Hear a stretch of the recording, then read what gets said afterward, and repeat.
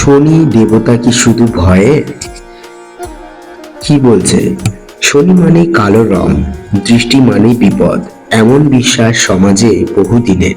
কিন্তু পুরাণে শনিকে বলা হয়েছে ন্যায় দেবতা।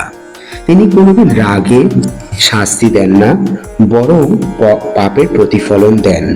রামচন্দ্র, রাবণ, মহারাজ, বিক্রমাদিত্য সবার জীবনেই শনি দেবতা এসেছিলেন, কিন্তু উদ্দেশ্য ছিল চরিত্র গঠন ও আত্মশুদ্ধি। শনি যেমন ধৈর্য শেখান, তেমনি মাটিতে পা রাখতেও বাধ্য করান।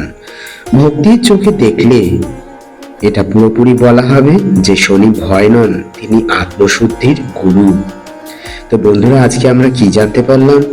যে আমরা অনেকেই ভগবান ভগবান নয়, শনি দেবতাকে আমরা অনেকে ভয় পাই, অনেকে আমরা খুব তাজ্জব হয়ে যাই, কিন্তু না, উনি হচ্ছেন ন্যায়ের দেবতা এবং উনি শাস্তি দেন। তার মানে এই নয় কারোর উপর খুব খারাপ কিছু দৃষ্টি দিচ্ছে, এটা নয়। তিনি হচ্ছেন আত্মশুদ্ধির গুরু। তো চলুন বলুন, জয় বাবা শনিদেবের জয়, জয় বাবা, জয় বাবা, প্রণাম।